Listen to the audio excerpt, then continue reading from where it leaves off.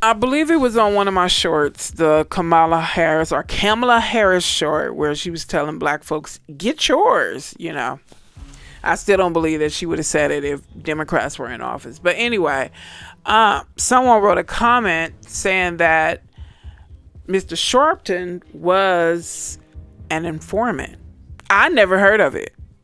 Prior to that comment, I've never heard anything about him being an informant. And then when you do some research and look things up about him being an informant, most of the articles are like 2014. I'm like, okay, so it's nothing really current. So seems to me they wanted to like sweep that under the rug, right? Because of this man who supposedly is supposed to advocate for, he's supposed to be an advocate for black Americans and are activists and, you know, speaking about reparations and justice and whatnot. Would you really trust him? So let's take a closer look at Mr. Alfred Charles Sharpton Jr., aka Al Sharpton Jr. I used to wonder why so many people didn't show much care for the man. I recall being in elementary school and hearing or seeing people roll their eyes and talk kind of like, you know, about him in a disparaging way. Even though I was a child and didn't understand, even being a child, you know when someone is not liked, right? I mean, every time some controversy arose in our communities, who was there front and center? Mr. Sharpton, holding a bloodstained banner, fighting for justice for his brothers and sisters. I mean, why wouldn't people have nothing but respect for this man who is an advocate, activist, fearless man? That is the sincerest question that I had at that time, when I was still a little naive to the ways of people who preyed on the vulnerable and desperate. I'll be back.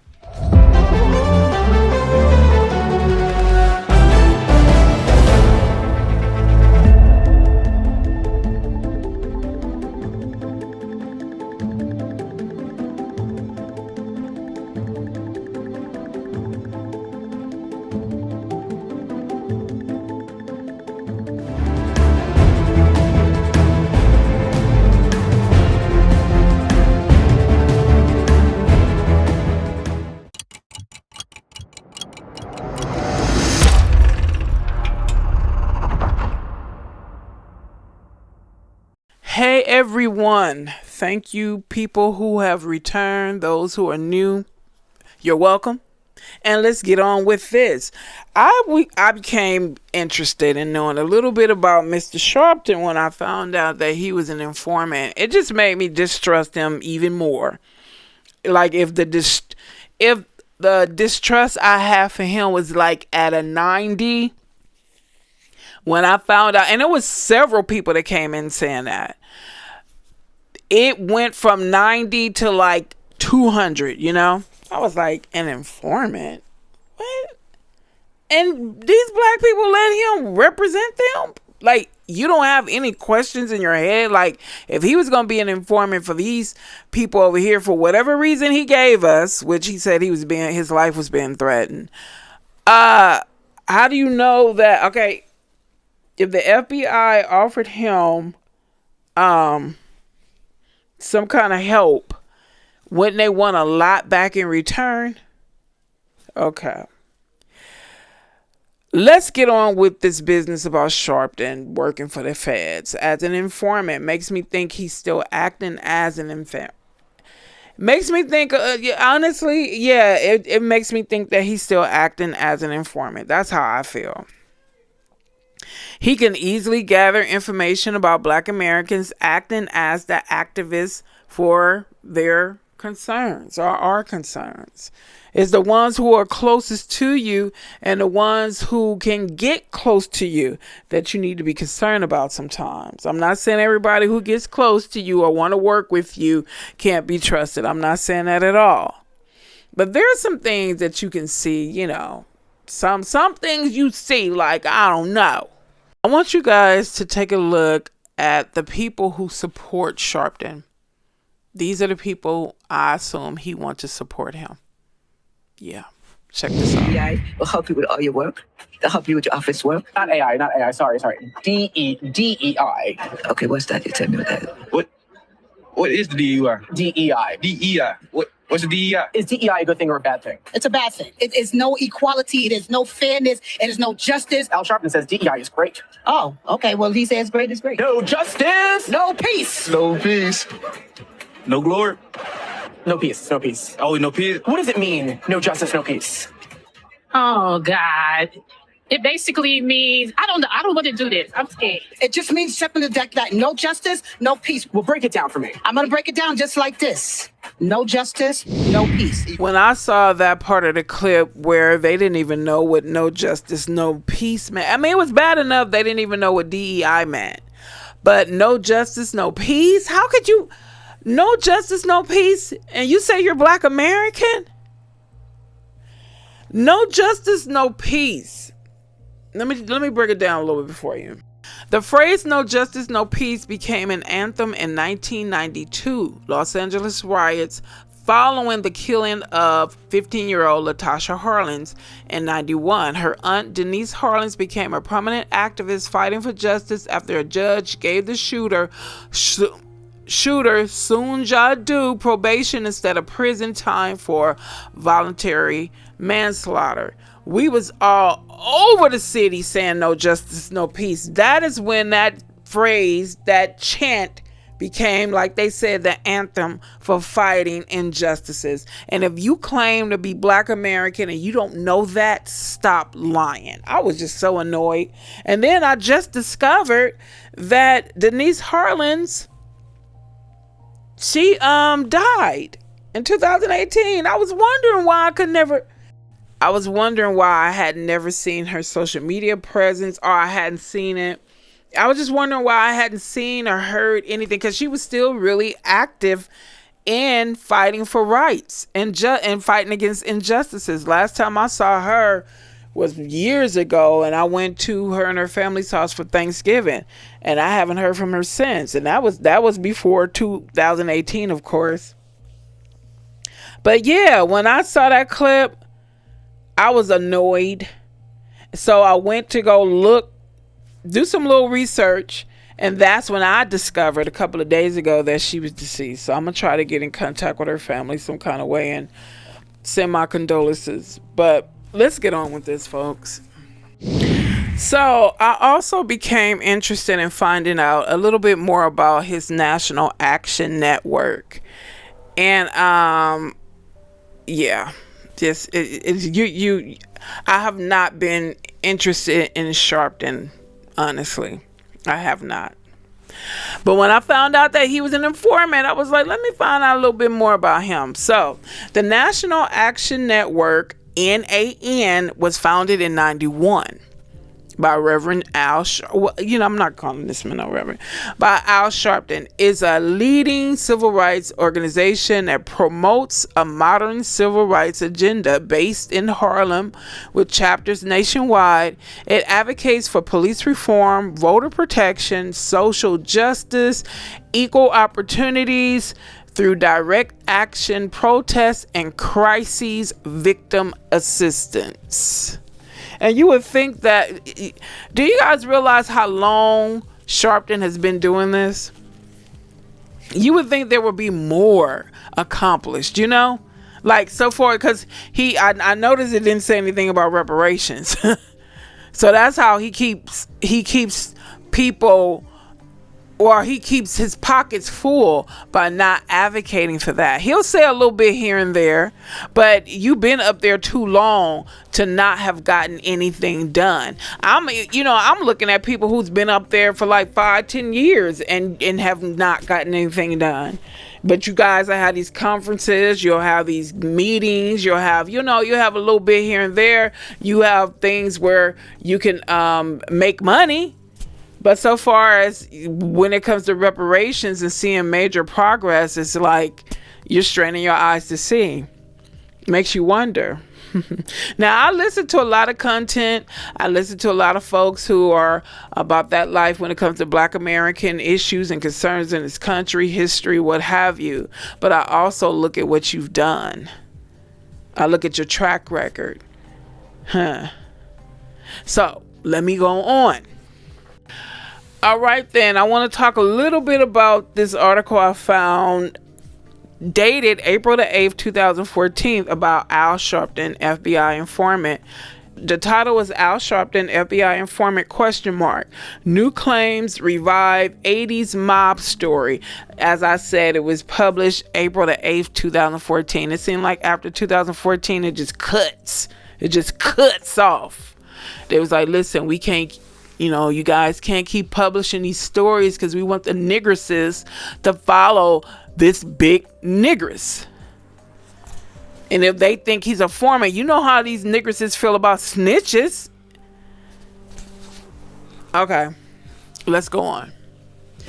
Al Sharpton's past work for the FBI is under new scrutiny. On Monday, as I said, it was published in 2014.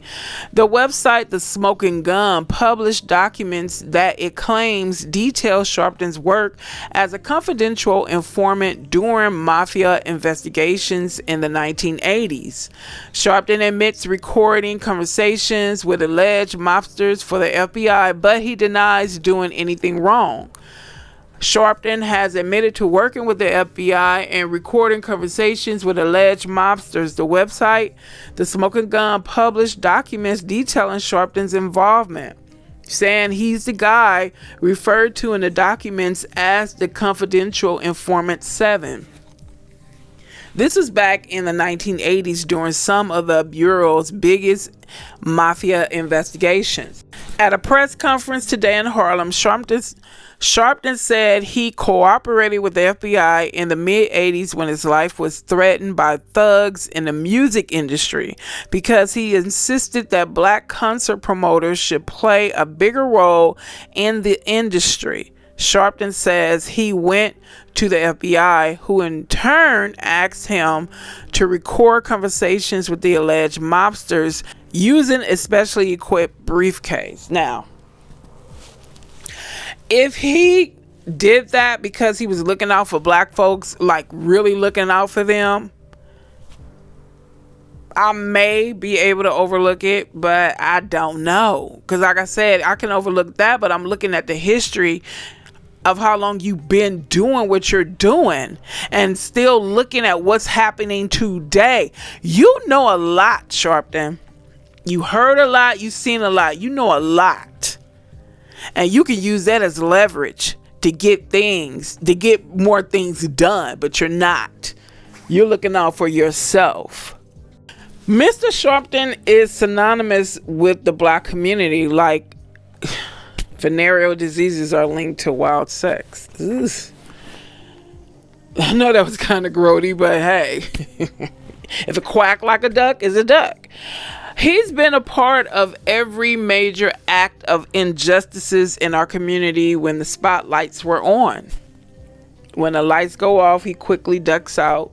You won't hear from him again until the spotlights are blazing again.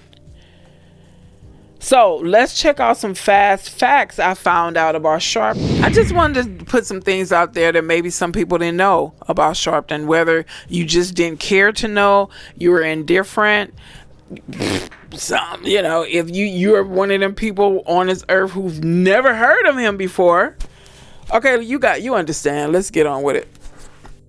So his father, I also wanted to verify whether or not he was Black American. FBA ADOS, they said that he is not a melanated immigrant. Okay, so his father, Alfred Sharpton Sr., was a carpenter contractor. His father was Black American and raised in Florida during the Jim Crow era. For those of you who are cosplaying as Black Americans and you don't know about Jim Crow, let's go on. His mother, her name was Ada Essie Richards Sharpton. She was a Southern-bred Black woman born on September the 28th, 1925 in Springfield, Ohio, and raised in Abbeville, Alabama. She was raised under strict segregation in Alabama during the 1930s and 40s. Sharpton Jr. was educated at Brooklyn College, and his religion is Baptist. He toured with singer James Brown in the 70s. And then his wife, one of his ex-wives' name is Kathy Jordan. And then she was a backup singer for Brown. So here's the timeline. 1964, he was ordained a Pentecostal minister. 69 is named youth director for the Operation Bread Basket, a campaign to improve economic conditions in black neighborhoods by Jesse Jackson. Wow. In the 70s, 1970, founds a national youth movement to raise money for poor youth and fight drugs, later renamed United African Movement. 1972 is named youth director of Shirley Chisholm's presidential campaign. 1987 becomes the spokesman for the family of Tawana Bradley, a black teenager who claims she was abducted and raped by a group of white men. When the case is later brought before the grand jury, it is determined that Bradley falsified the account. 1998, Stephen Paganos, accused of raping Brawley, files a civil suit against Sharpton and others involved in the incident. A jury orders Sharpton to pay $65,000 for defamation. And I did a video on her a couple of years ago. January 1988, a Newsday article reveals that Sharpton was an FBI informant on organized crime, public figures, and black civic leaders. So he didn't only give information to the FBI about mafia folks, he did it on black civic leaders. So now I'm really not believing you, Sharpton, because you came off, your explanation was basically you was looking out for black folks in the music industry. So what did you tell when it came to the black civic leaders, dude? That's how they always brought us down, getting people who look like us to come in and snitch. These people have been so obsessed with us. The cartel can run amok. These Asian gangs can run amok. Russia can run amok in this country. And every other group. But when it come to us, you can start a prayer meetings and they would send somebody in there to spy. You think I'm playing? Nope. Let's go on. In 1989, he is charged with 67 counts of tax evasion, larceny, and fraud. A jury later acquits Sharpton of all charges. Makes you wonder, when you're working with the FBI or some other government entity and you're helpful, or they see you as helpful, they can make charges like that disappear. I'll have to find out why they acquitted him. They didn't have enough evidence. What? See, like I say, okay, let's go on. 1980 supports the 5 black defendants in the Central Park jogger case where a white female jogger was raped and beaten. In December 2002, all convictions are overturned when another man confesses to the crime and DNA evidence supports his confession. 1991 founds the National Action Network, an organization promoting a modern civil rights agenda. January 12, 1991 is stabbed in the chest while leading a march against the verdict in the case of the 1989 murder of Yusuf Hawkins. The wound is not considered life-threatening. Later, Michael Riccardi is convicted of the stabbing, and Sharpton speaks at Riccardi's sentencing hearing, asking for leniency.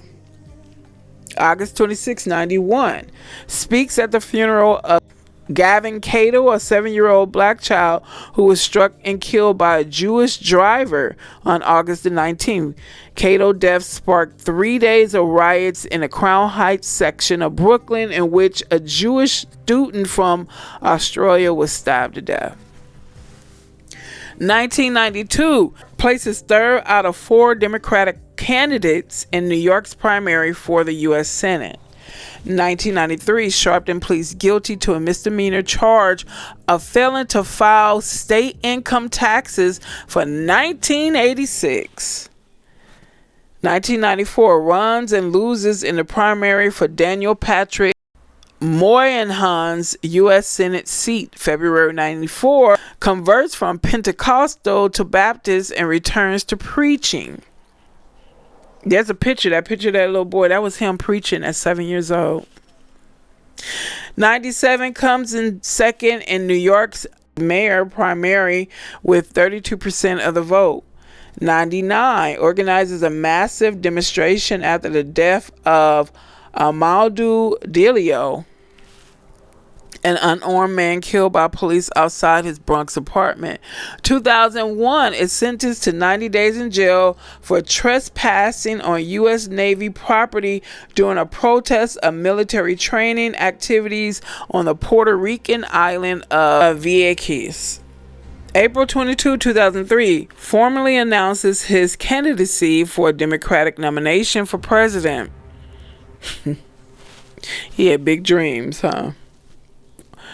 December the 6th, 2003, hosts NBC's Saturday Night Live. March 15, 2004, drops out of the 2004 presidential race and endorses John Kerry. This man was really trying to be president. I wonder what he have done. What would he have done specifically for Black America? Would have been such a thing. Let's go on. May 13th, 2004 is ordered by the Federal Election Commission to repay $100,000 in public matching funds to receive for his 2004 presidential bid. July 28, 2004, addresses the Democratic National Convention in Boston.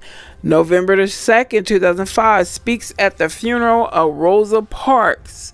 September 20th, 2007, leads several thousand people in a protest through Jena, Louisiana, in support of the Jena 6, a group of Black teens charged with beating a white classmate. October 8, 2008, is convicted of 2 counts of disorderly conduct stemming from an arrest at a May 2008 rally. February 22, 2009, asks the city government to put pressure on the New York Post for a presidential Barack Obama cartoon he says was racist. Meets with the FCC to oppose waivers granted to New York Post owner Rupert Murdoch.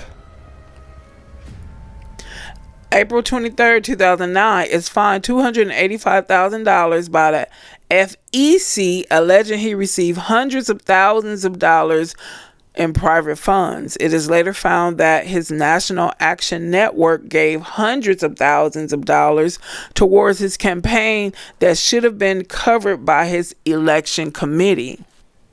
May 16, 2009, on the 55th anniversary of Brown versus Board of Education, Sharpton and former House Speaker Newt Gingrich announced they will be working together to explore how the educational gap between races and classes can be fixed. June 20th, 2009, meets with Maricopa County Sheriff Joe Arpaio to discuss allegations of racial profiling. September the 3rd, 2009, delivers eulogy at Michael Jackson's funeral. August 29, 2011, Sharpton's show MSNBC Politics Nation premieres. April the 8th, 2014, Sharpton denies he did anything wrong when he disclosed information about the mafia to the FBI starting in the 1980s. August 25th, 2014, Sharpton speaks at the funeral of Ferguson, Missouri teenager Michael Brown during his eulogy. Sharpton criticized police and asked that protesters not commit violence in Brown's name. November the 18th, 2014, the New York Times reports that Sharpton and his for-profit companies owe more than $4.5 million in unpaid taxes. At a press conference, Sharpton disputes the report, stating that $4.5 million was the original figure he was ordered to pay back in 2008, but that he has been making regular payments since then, and the amount is now less. Ooh. August 31st, 2018. He speaks at the funeral of Aretha Franklin in Detroit. Now, there is more to the timeline. I believe it goes all the way to 25, I believe. But what I will do is I will attach the article in the description. And if you guys are interested, you can go and check it out. As for me, I am ending this. As I said, I just, when I was told that he was an informant, it just made me want to go and do a little more research and find out a little bit more about him. Because, as I said, the consensus is that he is a charlatan. He is only there for the spotlight. He only comes around when there's something major happening, and other than that, he's missing in action. And he was responding to the guy named Melrose, who went to his Action Network, and Melrose was saying no reparation, no vote. And then what did he say? What did Sharpton said? If you don't put anybody in office, how you gonna get it? If you calling everybody racist, who gonna write the check? And then people was talking about that, and I'm saying, you had Democrats in office for 4 years. So so you're basically saying that black folks didn't put the right people in office, even though they were Democrats, to give an executive order that reparations need to be paid out to black Americans. So basically you indirectly said that black Americans have not put anyone in office who's going to advocate for reparations, even though the last 4-year presidency was Democrats. People were talking about how he talks about how he advocates for reparations, and they were like, no, you don't. You don't say anything about you don't really say anything about reparations. And then when someone does say something and you guys got to protect your position, or they say something basically pointing out that you guys are useless, that's when you want to come in and say something about it. But that was just so, I think they think so lowly of black people that they can just say whatever they want and we're not going to catch it, or we're not going to say anything. But when he said you got to put somebody in office who's going to advocate for reparations, I'm like, fool. You don't remember who was in office in 2020 to 2024? The man that y'all seem to think couldn't do any harm, even though his son had some horrific allegations against him for messing with children and abusing drugs. But nobody really still, even today, don't even talk about that. And then nobody talks about what his daughter said. His daughter came out and said she had a diary and was talking about things that Biden allegedly did to her. Nobody talks about that. Okay. Well, I hope you guys enjoyed this video. I hope it was informative, whether you like the guy or not. That's all I can say. But what I will say is I will see you guys in the next video. Take care. Be at peace. Deuces.